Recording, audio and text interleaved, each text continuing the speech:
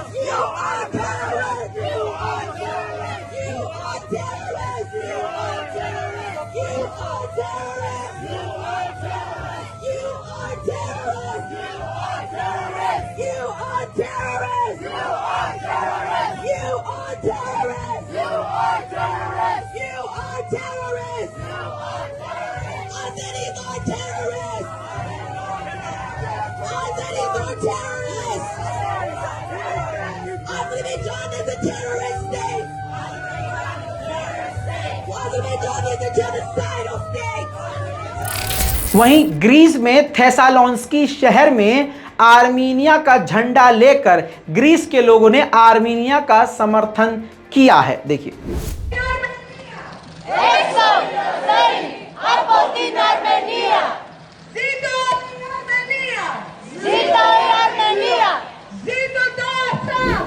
वहीं बड़ी खबर यह भी आ रही है कि काराबाख जो अब पूरी तरह से अजरबैजान का हिस्सा है उसमें आर्मीनिया के सैनिकों ने आग लगा दी है। ये दोनों तस्वीरें एक्सक्लूसिव हमारे सामने आई है जिसमें आप खतरनाक आग देख रहे हैं। और भी जानकारी मिलते ही मैं अलग से आपके सामने इस पर रिपोर्ट ज़रूर लेके आऊँगा। जानकारी बता दूं कि अभी हाल में ही जो सबसे पहले मैंने आपको ये जंग की जानकारी दी थी, अब एक और जानकारी दे रहा हूं कि आर्मीनिया के 135 सैनिक मारे गए हैं और अजरबैजान के सैनिकों की मौत की तादाद बढ़कर 77 हो गई है। यानी अजरबैजान को भी कम नुकसान नहीं हुआ है, ज़्यादा हुआ है। वहीं हमेशा की तरह आर्मीनिया के लोग आर्मीनिया के ही प्रधानमंत्री निकोल पाशियान के खिलाफ उनके घर के बाहर, संसद भवन के बाहर, सड़कों पर हर जगह उतर के उनसे इस्तीफे की मांग कर रहे हैं, प्रदर्शन कर रहे हैं।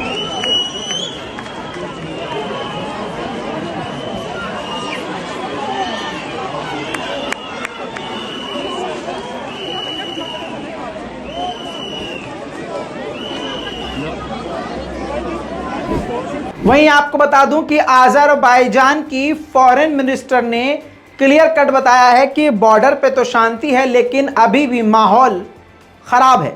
काफी उनके बड़े बयान आए हैं, देखिए। Well, the thing is that this intensification of shelling, specifically we have to mention, happened after the meeting of the leaders in Brussels, 31st of August, and we would like to say that unfortunately Armenia, it seems that Armenia is not interested in furthering the normalization process, because Azerbaijan was the initiator of normalizing relations and peace process with Armenia after the trilateral statement was signed back in November 2020. Here we speak about। दूसरी तरफ Armenia और Azerbaijan पर अभी भी खतरा मंडरा रहा है। दोनों के बॉर्डर ईरान से जुड़े हुए हैं, तो ईरान अपनी सेफ्टी के लिए मिलिट्री, हथियार, फोर्सेस सब भेज रहा है आर्मीनिया अजरबैजान के बॉर्डर पर। तस्वीरें आपके सामने।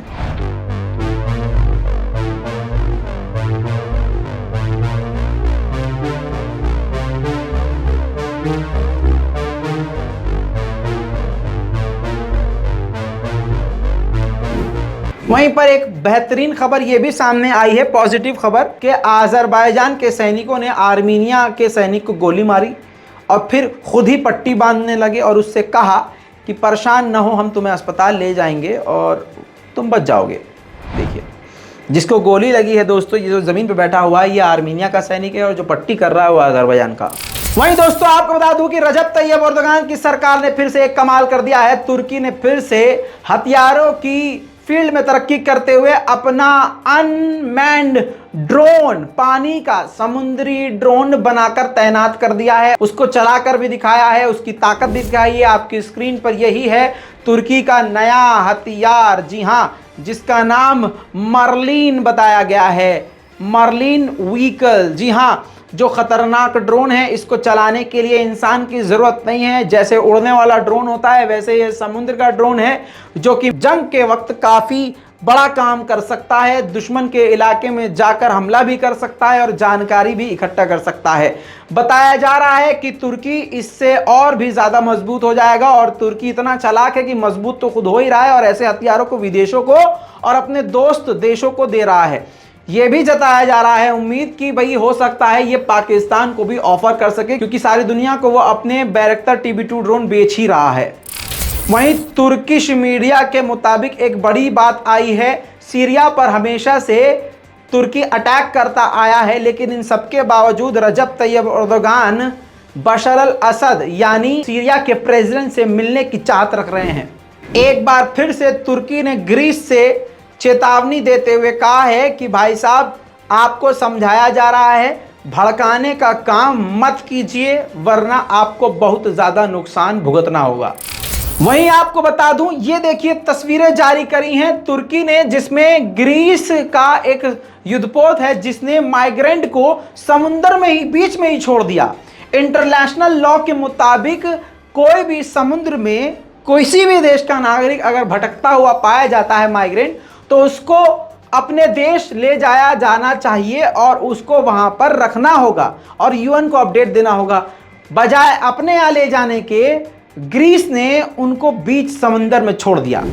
वहीं आपको बता दूं, इजराइल से गले मिलने के बाद अमेरिका भी तुर्की के आगे नरम पड़ गया है। आपको बता दूं कि तुर्की और अमेरिका ने बातचीत करके बड़ा फैसला लिया है। डिफेंस में भी कोऑपरेशन करेंगे, एक दूसरे का डिफेंस में, हथियारों की इंडस्ट्री में एक दूसरे का साथ देंगे तुर्की और अमेरिका। सोच के देखिए कितनी बड़ी खबर आपको जल्दी जल्दी बता रहा हूं। इतना ही नहीं, क्षेत्र में भी एक दूसरे की मदद करेंगे, रीजन में भी एक दूसरे की मदद करेंगे और हथियारों में भी एक दूसरे की मदद करेंगे। क्या क्या होने वाला है भाई साहब, कयामत की निशानी नजर आ रही है।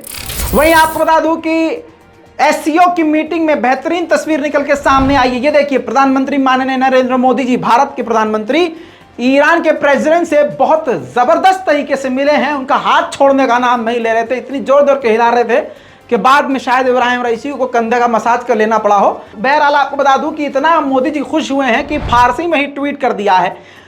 इस ट्वीट को देखने के बाद हजारों अंधभक्तों के सीने में गोबर फूट रहा होगा और दिमाग में पेशाब के उबाल आ रहे होंगे, लेकिन बेचारे कर क्या सकते हैं। मजेदार बात यह है कि मोदी जी ने यह लिखा कि ईरान के साथ हम एनर्जी सेक्टर में हम बात कर रहे हैं और लगातार हमारी दोस्ती मजबूत हो रही है और आगे बढ़ रही है। हम कई मुद्दों पर एक दूसरे के साथ काम कर रहे हैं।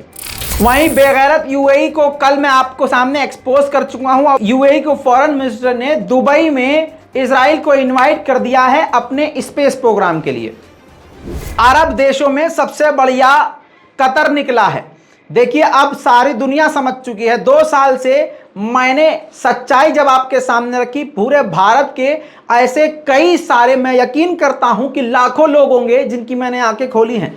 मैं 2 साल से कहता आ रहा हूं कि ये अरब खुद ही इस्लाम के सगे नहीं हैं, इजराइल के साथ मिले हुए हैं, अब खुलकर मिल गए हैं। तो आपके सामने अब ये बात खुलकर सामने आ गई है।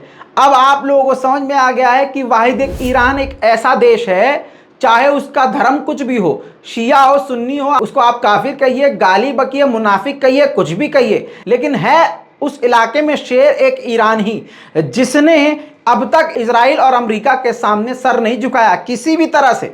अब आप ये देखिए कि ईरान के बाद अगर अरब देशों में कोई शेर है तो कतर है।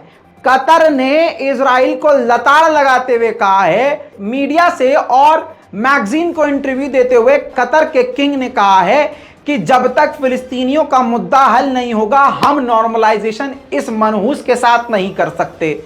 अरब के ऊपर कब्जा है वो इजराइल फिलिस्तीनियों का है और इजराइल फिलिस्तीनियों पर अरबियों पर जुल्म कर रहा है। वेस्ट बैंक से लेकर अलग अलग जगह पर मुसलमान वहां पर फिलिस्तीनी कैद हैं, न वो वहां से निकल सकते हैं न वहां रह सकते हैं। दम घुट रहा है, फिलिस्तीनियों के घरों को तोड़ा जा रहा है। अब दुनिया तो आज़ाद है, हर देश आज़ाद है कि वो किसी के साथ भी नॉर्मलाइजेशन करे, लेकिन कतर का यही मानना है, हमारा यही कहना है कि जब तक इजराइल फिलिस्तीनियों का हक नहीं देगा तब तक हम उसके साथ नॉर्मलाइजेशन नहीं करेंगे। मिडिल ईस्ट की स्पेशल रिपोर्ट में अभी तक के लिए सबसे बड़ी बड़ी खबरें जल्दी जल्दी आपके सामने रख चुका हूं। दुआओं में मुझे याद रखिए। रिपोर्ट कैसी लगी नीचे कमेंट कीजिए, चैनल को सब्सक्राइब कीजिए, लाइक कीजिए इस वीडियो को और दुआओं में याद रखिए। जय हिंद।